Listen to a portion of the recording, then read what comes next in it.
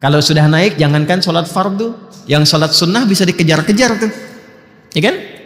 Baik, tapi kadang-kadang yang takis turun. Kalau sudah turun, jangankan sholat sunnah, yang fardu bisa terlambat, ya kan? Sampai nunggu iqamat kan? Baik. Nah, kapan kita bisa naikkan dan dijaga supaya tidak turun? Kata Nabi, yazidu bit-ta'at. Dia bisa naik kalau pemilik iman itu imannya itu mantap, masya Allah. Jadi nggak ada beda semua yang dia hadapi. Ketika itu mendatangkan suka, dia bersyukur.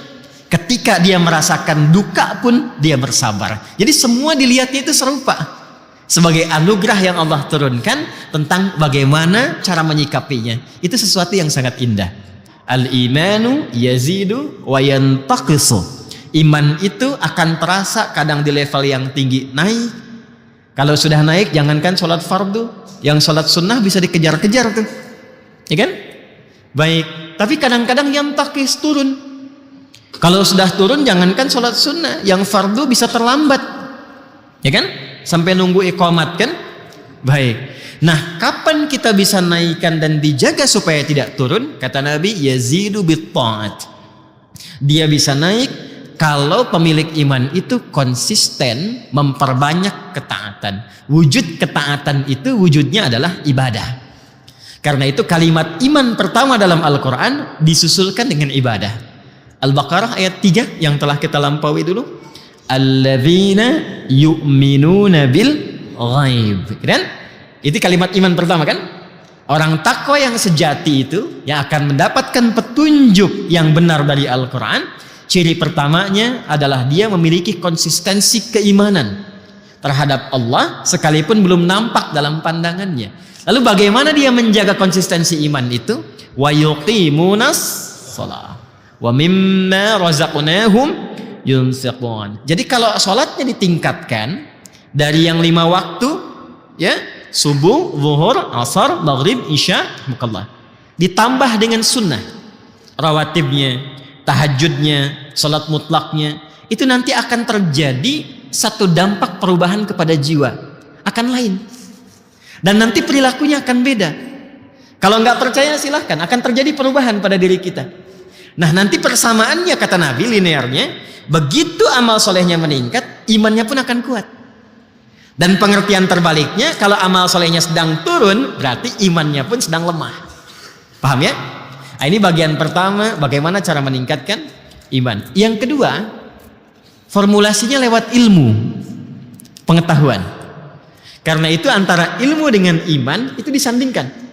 Itu ada di Quran surah ke-58 Al-Mujadalah di ayat yang ke-11 itu. Ya, kalau kita langsung ke ujungnya atau kita baca dari awalnya, ya ayyuhalladzina amanu idza qila lakum tafassahu fil majalisi fafsahu yafsahillahu lakum. Dan dibuka dengan iman kan ya? Hei semua orang-orang yang telah menyatakan dirinya beriman. Apa yang dimintakan oleh Allah di sini? Yang dimintakan hidupkan majlis-majlis ilmu. Kalau dalam bahasa kekinian share. Dulu tafsir ulama ya, yang fafsahu yafsahillahu lakum itu diartikan dengan luaskan, bagi space untuk yang lain. Sekarang pengertiannya di era kekinian itu bisa diperluas dengan share. Jadi kalau ada manfaat-manfaat di majlis ilmu, materi-materi yang bagus, yang bisa menguatkan jiwa, memotivasi, memberikan arah yang benar, itu share seluas-luasnya. Ya. Sehingga dengan di-share itu, setiap orang bisa mendapatkan kesempatan yang serupa untuk meningkatkan keimanannya. Kalau bahasa Nabi, boleh jadi, kan? Boleh jadi itu. Ya, yang mendapatkan sharean itu mendapatkan manfaat yang lebih banyak bahkan dibandingkan dengan yang nge-share. Maksudnya apa? Mungkin lebih berdampak kepada yang mendapatkan itu.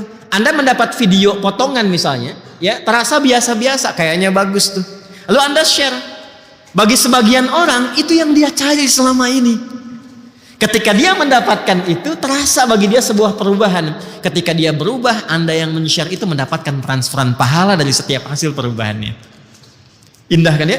Karena itu di ujung ayatnya ditutup, yarfa'illahu alladhina amanu minkum walladzina utul ilma darajat. Jadi kalau belajar yang benar, ilmu yang benar itu secara otomatis ilmu yang telah dipelajari mampu meningkatkan iman.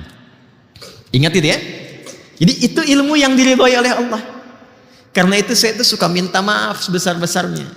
Kalau misal dalam satu kesempatan mengajar tidak memberikan penambahan kualitas atau kuantitas keimanan, tolong saya dikoreksi ya, didoakan. Karena mungkin ada yang tidak tepat dalam cara mengajarkan itu. Ya, karena guru yang benar ketika mengajarkan sesuatu, diantaranya adalah mampu mendapatkan ya atau menjadikan setiap yang belajar itu lebih dekat dengan Allah Subhanahu wa Ta'ala. Ya, karena itu bagian terpenting adalah belajar dimanapun pastikan ilmunya bertambah, imannya menguat.